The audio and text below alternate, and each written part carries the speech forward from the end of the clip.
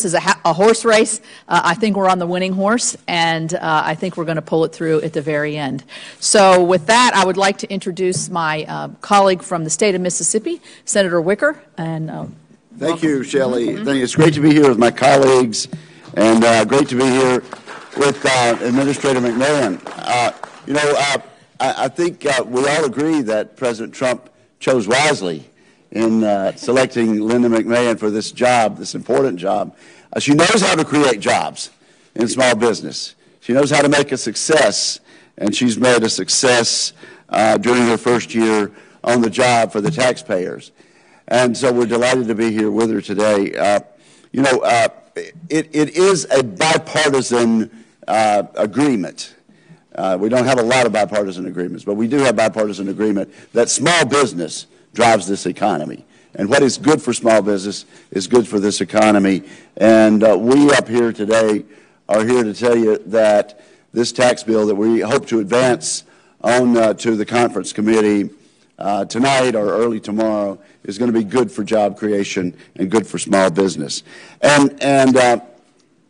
So what we thought we'd like to do is just bring a few small business people here and tell them how they've run the numbers on the provisions in the bill, how they've looked at how they will affect their ability to create jobs and run their businesses, and tell why they believe that this is indeed the ticket for getting the economy going. So it's my pleasure to present Kerrigan. She's President and CEO of the Small Business and Entrepreneurship Council, and she's going to introduce you and talk about some scenarios with real live people creating jobs in small business. So, Karen, come ahead. Thank you so much. Thank you very much, Administrator McMahon, all the senators who are here this morning for your support of America's small businesses, its entrepreneurs, and everything that you are doing on the policy side to get our economy back to strong and sustained growth. That is really important for healthy small business growth. It's vitally important to the millions and millions of Americans, individuals, and families out there who need and want financial security. It's also important in building the confidence, as you said, Administrator McMahon, for people who want to start businesses in this country. We've had weak entrepreneurship and new business creation over the past decade, 3.4 million missing businesses, and we need that strong growth, the confidence, the capital, if people are going to take that risk and start a business. So this tax package is very, very important to all of that. The Tax Cuts and Jobs Act is a powerful, powerful bill that will fuel small business growth and entrepreneurship across America. If you look at the tax relief alone, and the lower rates on the pass-through provision, that's going to unleash $360 billion, more than $360 billion in capital that all of these small business owners need to invest in their firms, to grow their firms, to strengthen the wages of their workers and provide them with more benefits. That, coupled with some really strong expensing provisions, again, is going to enable investment, which is very, very important for productivity and wage growth. So there's so many elements of this package that are really very, very important to our members and to small business owners across the country. And we are urging every senator to vote for this important piece of legislation. Again, it's vital. Growth is the big picture here. And how do we get back to strong and sustained growth? If we get that, we're going to fuel the confidence and the optimism that Americans and small business owners have right now. And that's going to lead even to more growth, more job creation, more entrepreneurship in 2018 and beyond. So I'm going to introduce the real stars of today. And first I'm going to bring up Alan Keck, who's president of Somerset Recycling from Somerset, Kentucky. Alan. Great to see you, Alan.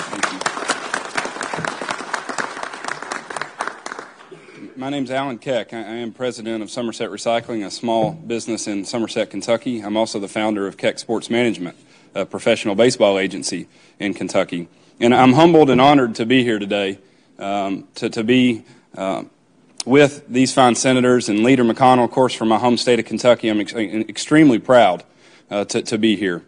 But I want to talk about tax reform in a little different light today. As a small business owner in rural America, living in one of the poorest congressional districts in America, as a small business owner, we're expected to wear many, many hats. You know, you have to be deeply engaged in your local community. As a proud father of 3 daughters, I'm expected to be everywhere for my family, to be a husband and a father. I'm involved in my church. It's not just running a business. So when I look at tax reform, I see 2 things. The tax cuts are wonderful. I could talk to you about how that's going to free up capital. It's going to allow me to invest in new equipment, which it will. That's all real, and we're excited about that. But I want to touch on something that might be a little bit more personal. The compliance that we have as small business owners, that we have to face, the regulatory burden, the tax simplification in this reform is what excites me. Because every hour I don't have to waste dealing with that is an hour at home with my daughters, is an hour at church serving in my youth group. Perhaps for many of you it's an hour on a lazy boy reading a book that you care about. But we spend billions of dollars. We have thousands or hundreds of thousands of man hours, woman hours dealing with this compliance issue. And it's wasteful. It's silly. And so I'm excited. Again, I'm humbled to be a part of this, to represent small business in Kentucky and here today. And I'm just grateful for the opportunity and look forward to it passing. Thank you so much.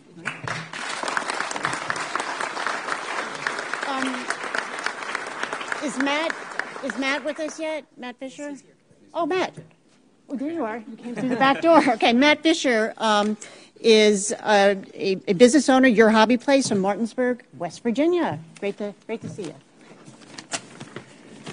Hey, like she said, my name's Matt Fisher, and with my father, we run 2 small hobby shops, and we employ 7 people across our 2 shops, not counting our family.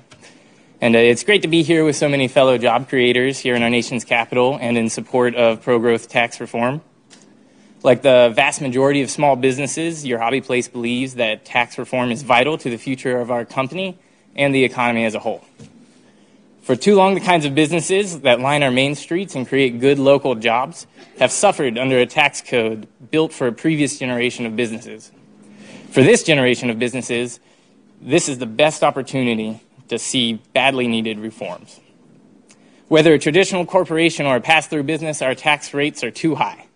And high taxes make it unnecessarily challenging to compete in an increasingly globalized economy or to even turn a meaningful profit. At the same time, the tax code is so complex that almost all small businesses need to put considerable time and money towards tax compliance year after year. Wouldn't these resources be better spent being reinvested into our businesses, employees, and communities? We've experienced all these challenges at Your Hobby Place. And under pro-growth tax reform, we can create more jobs, adding employees that will allow us to move on future plans of expansion and community outreach. The tax code is seriously outdated, unbelievably complicated, and imposes far too high of a financial burden on American businesses. Small businesses like ours can drive wage growth for hardworking employees and grow the economy with tax reforms. Congress, the time to pass pro-growth tax reform is now. Small businesses cannot deliver on our potential if we continue to operate under a tax system that creates roadblocks to our success. Let's get real tax reform passed so real American businesses can get our country back to work and in the long term sustain prosperity. Thank you. Good job.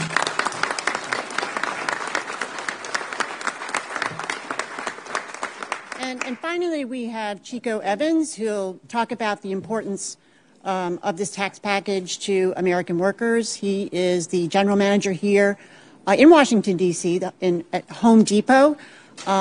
He also told me he wants to be an entrepreneur, so maybe there's more money in his pocket that he can put into his new business. So, Chico.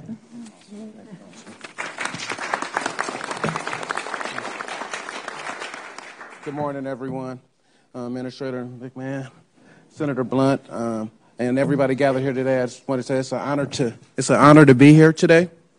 Right? As you think about, the things that need to get done for small business taxes and what this bill will do once this gets passed.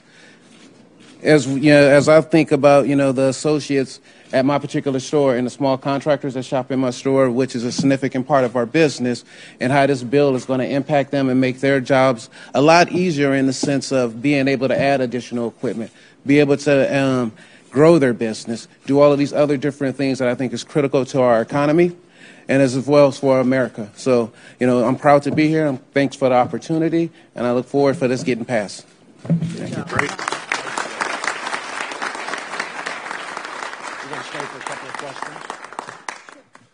We have time for a couple of questions if anybody has them. I would say that both of our small business representatives here today mentioned the complexity of the code, all the money that is invested in just complying with the tax code. So simplification matters. How you keep the books matters, as the tax code requires you to. Being more competitive and standing here thinking about our bigger corporations that in many cases largely become assembly plants for things that come from small business and automobiles and airplanes. The more we compete effectively around the world, and we have a tax structure now that is significantly disadvantages us. 35 years ago or 30 years ago, 31 years ago in 1986, when the tax code was changed, our corporate rate was right in the middle of the countries we compete with. Now it's at the very top of the countries we compete with. Doesn't mean it was a wrong rate for 1986. It means it's a wrong rate for 2017 and the next 25 or 30 years. There's a reason this doesn't happen very often. And one of the reasons is that people who create jobs and make investments need to the maximum capacity possible to be able to rely on the tax code that is in place and know that it'll be there for a while. I think this is a tax code that the test of time is going to show exactly what needs to happen. In Missouri, where I live, 97% of all the businesses are small businesses. The jobs created are created there. But all of that thrives, as President Kennedy said, a rising tide lifts all boats. So the stronger the economy is here, this is not a competition between segments of the economy. It's a competition between us and other countries. And with regulatory reform, with the rule of law you can rely on if you have to go to court to find out how the law is going to be enforced, and with good tax policy, we'll outcompete any country in the world. And so we're all excited about what can happen today and then what happens over the next few days as the House and Senate come together. There are things in the House bill that aren't in the Senate bill that will be in the final bill. There are things in our bill that aren't in the House bill that will be in the final bill, and I think we're going to see a product that allows us to compete at all levels in ways we're not allowed to compete today. So a couple of questions? Yes. The negotiations of the tax bill include the possibility of fiscal waiver. I'm curious whether the senators here agree with that idea broadly, and if the final parameters of that mechanism have been laid out. Yeah, I think there's great confidence on our side that the expectations of growth in the tax bill are well below what growth will actually produce. So if we have to have some kind of trigger to ensure some of our members that aren't quite as confident of that, I think it will be a trigger that we can deal with. I haven't seen it yet. I'm not in the discussions as to what that trigger will look like, but I am in discussions with lots of economists who believe that the growth projections that we'd have to meet for the reconciliation bill to be successful are well below the likely growth that we'll see if we pass this bill. Yes, sir. Senator, two of your Republican colleagues at least have expressed concern that the bill as it stands in the Senate right now doesn't do enough for small businesses versus what it do for large corporations. Will that be addressed in the amendment process or somewhere along the line? With this, their concerns, because obviously there's two votes. Well, within the constraints of having to deal with tax policy, every member of the House and of the Senate will have a chance to amend the bill today. Though I do think the two members you mentioned yesterday think that they have achieved a significant improvement in the bill already. The equity between small business and big corporations, I've always thought was the hardest thing to achieve in the bill. and to write it in a way that it does what you hope it will do without being taken advantage of by other people who suddenly decide that they've been working for somebody for a long time, but they want to become a small business. That's not the purpose of trying to equalize competition here. So I think Senator Johnson, Senator Daines both had a good point. I think they have both added to the process, and now we'll take what comes out of the Senate hopefully today and look at what the House wanted to do, doing this a slightly different way. And I think we're going to come up with a good balance on pass-through businesses versus, some of which are very big, by the way, versus corporations. Chuck? Senator, given the criticism of the enforcement passed without any Republican vote, how concerned are you that if this passes without any Democratic votes, that it's going to be looked at in the same way by the country as a not a bipartisan compromise bill that comes up in the end? And secondly, do you think there is a chance that you're going to get some Democratic votes? Well, I think this is a bill that a number of Democrats in the Senate should vote for. I think this is a bill that several Democrats in the House may vote for. It's better to move forward with a bipartisan effort than a partisan effort, but sometimes you just have to move forward. Waiting for something that wouldn't happen here, a tax bill that would grow the economy, that would have broad support maybe in the middle of the Congress, but wouldn't really do what needs to be done, I think would have been a mistake. So I think we're doing what needs to be done in the only way it could be done. Any questions for the administrator or any of my other colleagues? Hi, I'm Camille Haney from Wisconsin, a long-time small business owner, and I just want to thank the SBA for showing up as an advocate for small business because this tax reform is really needed. Thank you very much. All right. Thank you all. Thank you all.